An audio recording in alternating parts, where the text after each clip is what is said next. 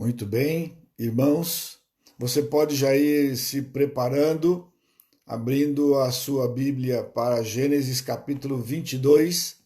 Gênesis 22.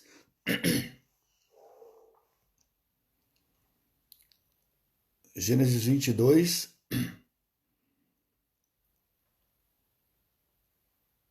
Conforme eu mencionei para os irmãos na segunda-feira à noite, então seriam duas mensagens com o mesmo tema, parte um e parte 2. Então, a parte um foi a nossa meditação lá em 1 Samuel 17, com Davi e Golias. Deus prova a nossa fé. Deus prova a nossa fé. Então, esse é o nosso tema para essas duas devocionais, a palavra pastoral de segunda e a devocional. Então, é uma mistura de algumas diretrizes, de orientações de como nós podemos usufruir, né, melhor da Escritura, sem dúvida, pela ação do Espírito Santo nas nossas vidas, não é?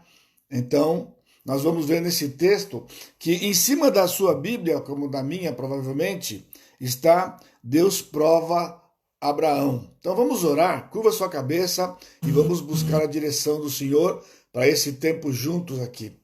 Amado Deus, te agradecemos pela misericórdia do Senhor e pela tua graça em nos conceder mais um dia de vida. Mais um dia que nós podemos desfrutar da tua presença, da comunhão contigo, a comunhão uns com os outros, mesmo estando distantes, sem podermos nos encontrar pessoalmente, mas nós temos uma comunhão com o Senhor. Isto é suficiente, é importante, e por isso, Pai, diante do Senhor nesse instante e com a tua palavra aberta, o pedido é que o Senhor ministre aos nossos corações, que o Senhor nos fale aquilo que é a tua vontade para nós, aquilo que é o teu desejo, e então o Senhor nos capacite para podermos entender e desfrutar da tua palavra, tudo isso para a glória e honra do teu santo nome, pois é no nome de Jesus que eu te agradeço e suplico. Amém, Senhor. Amém. Muito bem. Então nós temos outros irmãos agora que já chegaram aqui e estamos sintonizados para esta meditação no texto de Gênesis 22, e eu convido os irmãos para olharem a Bíblia aí, se você tiver, e eu vou ler apenas alguns versículos, não vou ler o texto todo, é uma história muito conhecida, não é? Então, eu vou ler aqui para os irmãos versículos de 1 a 6. Depois dessas coisas, pôs Deus Abraão à prova e lhe disse: Abraão? Este lhe respondeu: Eis-me aqui. Acrescentou Deus: Toma teu filho, teu único filho Isaque, a quem amas, e vai-te à terra de Moriá, oferece-o ali em holocausto sobre um dos montes que eu te mostrarei. Levantou-se, pois, Abraão de madrugada, e tendo preparado o seu jumento, tomou consigo 2 dos seus servos e a Isaque, seu filho, rachou lenha para o holocausto e foi para o lugar que Deus lhe havia indicado. Ao terceiro dia, erguendo Abraão os olhos, viu o lugar de longe. Então disse a seus servos: Esperai aqui com o jumento, e eu e o rapaz iremos até lá, e havendo adorado, voltaremos para junto de vós. Tomou Abraão a lenha do holocausto e a colocou sobre Isaque seu filho. Ele, porém, levava nas mãos o fogo e o cutelo, assim caminhavam ambos juntos. Muito bem. Então, esta é uma passagem conhecida, nossa, não é? E, ao mesmo tempo que ela é muito conhecida, assim como era a de Davi, não é? Uma das razões de separar essas passagens, justamente porque elas são passagens muito conhecidas, e há uma possibilidade, não é, quando nós estamos diante de textos como esses aqui, de nós sermos apanhados por armadilhas, né, que é justamente a armadilha do entendimento do propósito de Deus para com o texto que ele nos dá. O nosso exercício destes 2 devocionais tem sido trabalhar sobre o propósito de Deus para colocar no cânon os textos que ele colocou. Por exemplo, por que nós temos Gênesis 22 na Bíblia? Porque dentre tantas coisas que o Senhor poderia incluir na sua palavra, decidiu, aprove ao Senhor, incluir Gênesis 22. Gênesis 22 é uma das passagens que podem funcionar como armadilha, porque é uma passagem muito forte, cheia de sentimentos, não é? Imagina, um homem que Deus chega para ele e diz o seguinte: pega o seu filho e vai num lugar que eu vou te mostrar e você oferece seu filho em sacrifício. Mata o seu filho. Muito bem. Ao lermos isto e lermos todo esse relato, então há uma tendência nossa, por causa do sentimento, do impacto, porque a grande maioria de nós aqui somos pais, né, vamos dizer assim, já é de vir para o texto e começar a refletir sobre, por exemplo, você está pronto para Deus pedir para você a coisa mais preciosa que você tem? Seu filho, hoje eu tenho netos, né, enfim. Mas será que este era o objetivo dessa passagem mesmo? De Deus deixar aqui uma passagem para refletirmos sobre essa questão de que Deus, de repente, vai chegar e pedir para a gente uma coisa, e esta ênfase, a coisa mais preciosa. Ou entrarmos para o lugar de que o que estamos dispostos a dar para o Senhor. Eu estava me lembrando, né, enquanto meditava nisso aqui, lá nos tempos do dilúvio, brincando com os irmãos, né? Quando eu era criança ainda, eu gostava muito do hino 92 do Cantor Cristão. Morri na cruz por ti, que fazes tu por mim. Eu cantei muito isso, eu gostava muito dele.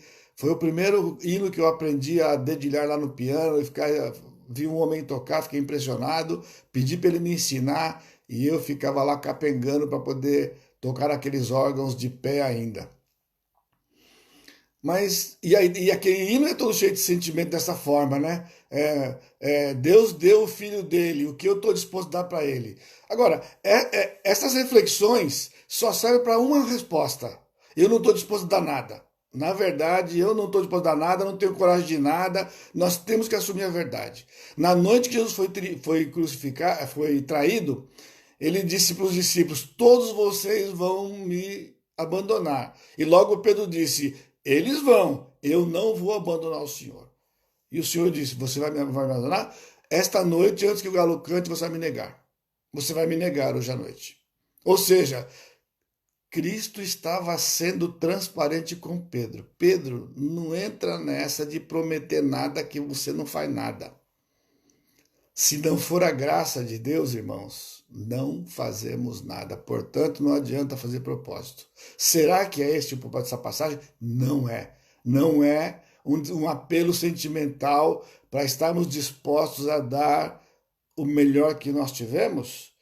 Primeiro, esta passagem tem dois valores importantes. A razão por que está no texto, a razão por que o texto está no cânon, por duas razões. Lembre-se, não saber o propósito de uma passagem, seja no Novo ou no Velho, nós perdemos metade do significado dela, de como desfrutar, aplicar e viver aquilo. Portanto, é fundamental, e aqui para os irmãos é uma palavra pastoral no sentido de um exercício de quando vierem para o texto, né, indagar, perguntar, nós pastores estamos à disposição para ajudar. Então, aqui, primeiro propósito, há um propósito teológico, eu não vou falar sobre isso aqui, só vou mencionar para os irmãos, porque é o propósito da passagem. O propósito teológico é um fato que Deus pediu para Abraão que não vai se repetir, nunca vai se repetir. Porque o Senhor pediu para Abraão, havia uma razão, porque, na verdade, o propósito teológico é mostrar, isso vai ficar claro lá quando Cristo morrer, lá na frente, nos livros dos reis, nós temos uma porção de pistas, o lugar que Cristo seria crucificado. O Senhor antecipou para Abraão o lugar que Cristo seria crucificado. Por isso, o Senhor proverá, Jeová Jireh, que é outra armadilha, porque nós ouvimos todo o tempo, o Senhor proverá, o Senhor proverá. Via de regra, é coisa material financeira. Está apertado financeiramente, você comenta com alguém e alguém logo responde: irmão, não se preocupe, o Senhor proverá. Ou você mesmo já está acostumado a dizer: olha, eu estou difícil assim, mas eu estou confiante porque o Senhor proverá.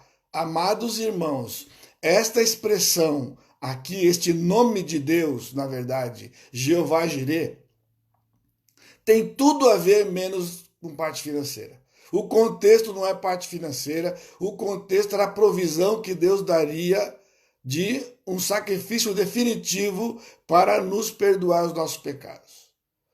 Agora, que o Senhor provê, ele provê porque outras passagens dão essa informação. Na verdade, em termos financeiros, é mais para a fidelidade de Deus. Deus é fiel às suas promessas e ele prometeu que vai dar comida, roupa, vestuário e moradia. Perfeito? Então, quando Deus supre, quando Deus provê, ele está, na verdade, cumprindo a promessa que ele deu. Então, o primeiro aspecto é mostrar onde Cristo seria crucificado. Segundo, o aspecto prático da passagem. É o que nós vamos ver aqui. O aspecto prático da passagem. Qual foi a prova real de Abraão? Qual foi a prova de Abraão? A prova de Abraão, irmãos, como Deus nos prova todos os dias, hoje inclusive, é porque Deus tem um plano para nós. Por que que ele pediu Isaac para Abraão?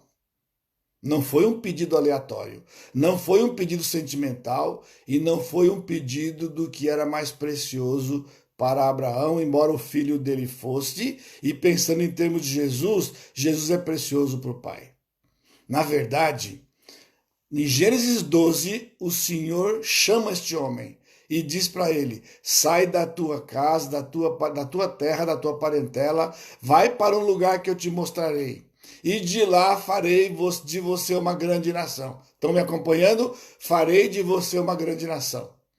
Agora, quem era este homem que vai ser uma grande nação? E em ti serão abençoadas todas as famílias da terra. Quem era esse homem? Abraão, velho, mulher estéril e velha, de idade já. E Abraão sai, Abraão crê no Senhor. Lá em Gênesis 12, não tem uma palavra de Abraão sobre o fato dele não ter filhos e a mulher ser estéril. Ele simplesmente juntou suas coisas e foi para o lugar que o Senhor ordenou que fosse. E passados 25 anos deste dia, estão comigo? 25 anos. O Senhor lhe dá um filho. E esse filho é Isaac. O que acontece? Se um homem vai ser uma grande nação, ele tem que ter pelo menos um filho. Se ele não tiver um filho, ele não vai ser uma grande nação nunca. Então o Senhor prometeu. Quando lemos a história de Abraão é interessante porque em poucas páginas nós temos começo, meio e fim. Então nós lemos, ficamos empolgados com as passagens, mas nós esquecemos o fato de que entre uma página e outra há anos, e entre a história toda 25 anos se passaram. Pense nós. Estamos sofrendo por estarmos em casa. Cada dia que você acorda, talvez você pense: o que eu vou fazer nesse dia? Não posso ir para lugar nenhum? Fico trancado aqui?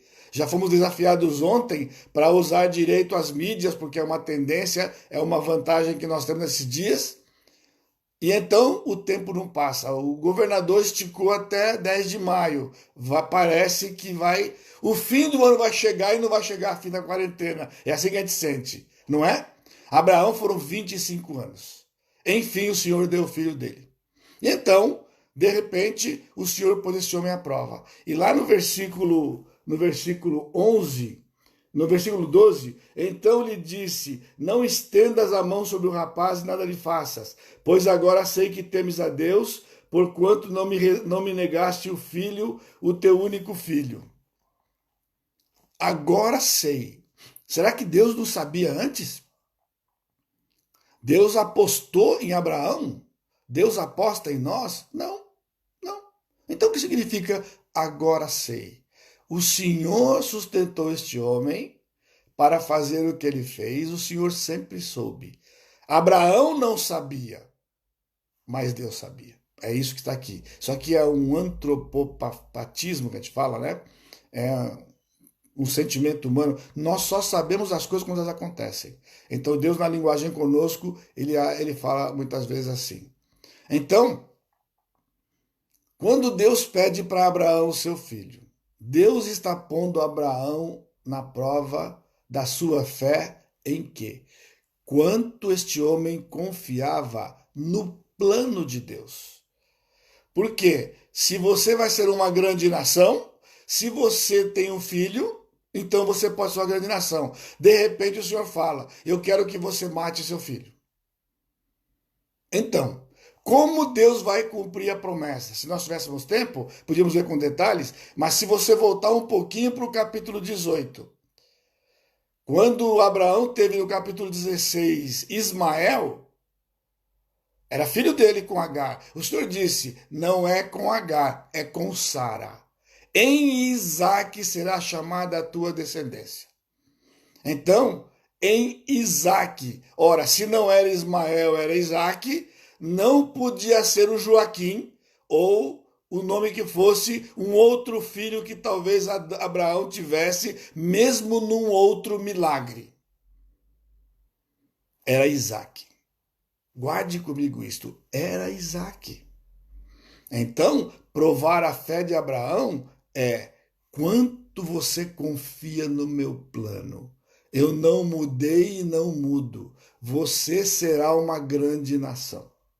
Você será uma grande nação. Então, lá em Hebreus nós temos a dica do que estava no coração de Abraão, porque no texto que nós lemos, quando faltavam alguns dias para chegar no lugar, 3 dias depois de viagem, então Abraão disse para os seus servos, fiquem aqui, porque eu vou lá com o rapaz adorar.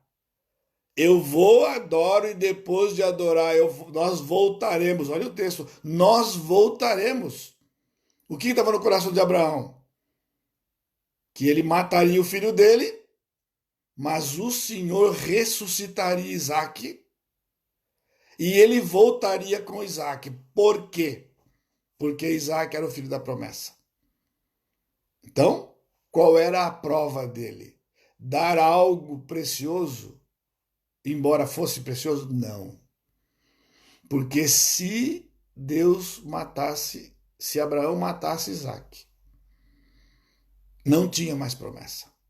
Não tinha mais promessa. O Senhor não cumpriria sua promessa. Então, Abraão creu no Senhor, confiou no Senhor e continuou caminhando no plano do Senhor. Por que eu estou dizendo isto? Porque este texto precioso da palavra diz respeito a nós hoje. Porque se fosse somente o detalhe de Deus pedir algo para a gente, o que tinha a ver com a pandemia hoje, por exemplo? Nada. Mas tem tudo a ver. Por quê? Irmãos, o que está acontecendo, nós temos dito isso constantemente, nós que eu estou dizendo, todos os nossos pastores, vai passar. Vai acabar. Mas Deus não está parado. Nós temos coisas para fazer hoje. A nossa fé vai ser provada hoje, meus amados irmãos. A nossa fé vai ser provada hoje. Hoje ela vai ser provada. E vai ser provada de muitas formas. Porém, sempre dentro de um objetivo. Você confia no meu plano. Porque Deus tem um plano particular e especial para cada um de nós, cada um de vocês que está assistindo a live, cada um de vocês que vão ver mais tarde. Deus tem um plano para você. Concentre-se nisso. Deus tinha um plano para Abraão, era fazer de Abraão uma grande nação e através da sua descendência viria o Messias. Deus tem um plano para nós. Qual é o plano que Deus tem para você? Nós vimos ontem à noite, na palavra pastoral do pastor Sacha, sermos agradáveis a Deus. Abraão foi agradável a Deus. Agradar a Deus, obedecer a palavra, não é? Meditar na palavra. Então, o plano que Deus tem para nós é um plano de nos fazer mais parecidos com Jesus. Esse é o plano. Agradar ao Senhor, então, hoje implica em quê? Conhecer o plano, saber do plano. Abraão sabia do plano porque Deus disse para ele. Segundo, acreditar no plano, confiar no plano, confiar em Deus. E terceiro, se submeter ao plano. Só a graça de Deus. Nós temos dificuldade de submeter. Porque quando Deus vai desenrolando o seu plano, foram 25 anos na vida de Abraão. Então, ao longo da nossa vida, este plano de nos fazer ser parecidos com Jesus, Romanos 8, 28 e 29, leva tempo, irmãos. É a vida toda. E por isso, vez por outra, o Senhor provará a nossa fé. O Senhor nos levará a circunstâncias mais simples ou mais profundas, não importa. Ele nos levará a situações onde Ele vai provar a nossa fé. Quanto de fato nós confiamos nele? Na verdade, nós não confiamos nele. É a graça que nos leva a confiar. É o poder do Espírito em nós. Por isso, fique atento. Talvez por conta do que está acontecendo no mundo inteiro, nos distrai a atenção de que Deus continua desenvolvendo um plano na nossa vida. Ele continua neste plano. Alguns estão afetados diretamente, economicamente. Estão sem trabalho, sem emprego, suas atividades pararam quase que por completo. Temos ouvido a palavra do pastor Fábio nesse aspecto, na ajuda diaconal a estas famílias da igreja. Além daquilo que o governo está fazendo, nós temos o nosso dever espiritual para com os domésticos da fé, com os nossos irmãos, e nós estamos fazendo. Deus está provando a sua fé. Por quê? Porque Ele fez promessas. E quando Ele prometeu que vai nos dar comida, roupa, vestuário, né, comida, roupa e moradia, não vai ser no coronavírus que vai mudar isto. Não vai ser. Mas para quem está vivendo na pele, é difícil quando você começa a ver as coisas acabando e você vê que não vai ter entrada de dinheiro. Então Deus está provando a sua fé com certeza. A questão que Ele vai prover é um fato, mas Ele vai prover não por causa de Gênesis 22, Ele vai prover porque é uma porção de promessas com respeito ao sustento que Ele dá para nós. Talvez nas suas emoções, como já foi falado muito aqui, já falamos sobre medo, ansiedade, né? Expectativas. Deus está aprovando a nossa fé. Por quê? Porque Ele continua desenvolvendo o seu plano. A pergunta é, como nesses dias de pandemia eu posso me parecer mais com Jesus? Os relacionamentos estão restritos, mas nós continuamos em casa, pecando em casa, no mínimo relacionamento que tiver. Seja com os filhos, a sua disciplina, porque eles nos tiram do sério. Os filhos estão com uma energia toda concentrada e eles pulam do sofá e pulam da cama e fazem um tropé dentro de casa. E aí então a mãe fica irritada, nervosa, briga, grita, disciplina fora do tempo. Deus está provando a sua fé. O pai também, o pai chega em casa, a mãe dá o relatório, aí fica ele e tudo envolvido. O que eu estou mostrando 2, 3, 4 exemplos apenas do mesmo fato. Deus continua desenvolvendo o seu plano. Ele provou a fé de Abraão porque tirar o seu filho era tirar a base do plano. Mas Abraão sabia que Deus não podia tirar a base do plano.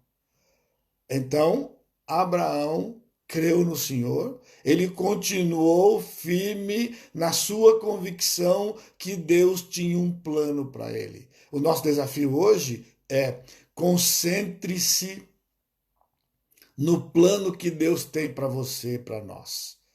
Nas diversas circunstâncias que são subjacentes ao que estão passando. O plano é nos fazer mais parecido com Jesus. E então, o Senhor vai nos provar. Ele vai nos provar a fé.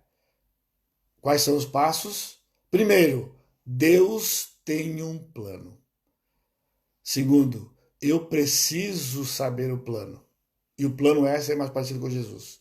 Terceiro, eu tenho que crer, confiar no plano. E quarto, eu tenho que me submeter ao plano. Senhor, eu me submeto, me sustenta no teu plano.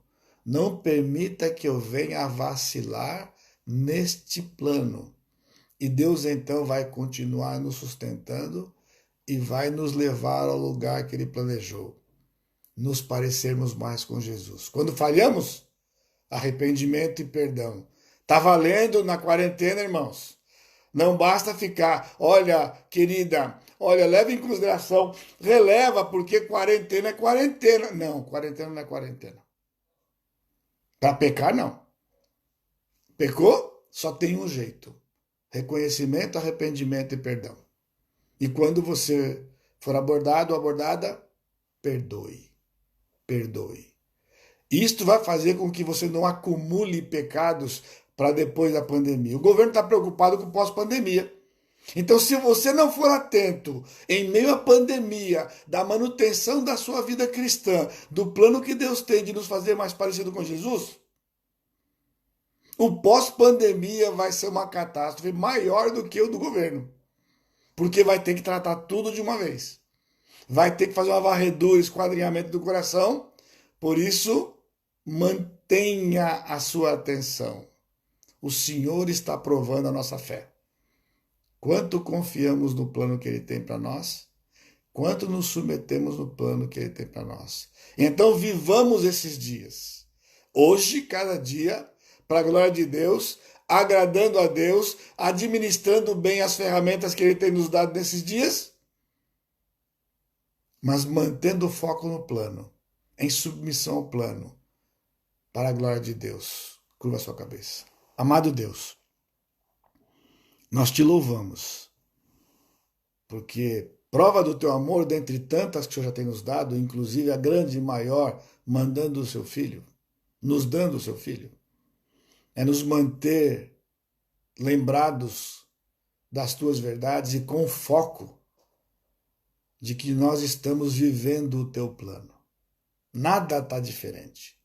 São detalhes do teu plano. E o Senhor continua nos provando a fé. Se estamos sintonizados com este plano, submissos ao plano. Pai, nós te louvamos porque o Senhor nos deu o teu único filho. O Senhor poupou de Abraão, mas o Senhor não poupou o seu.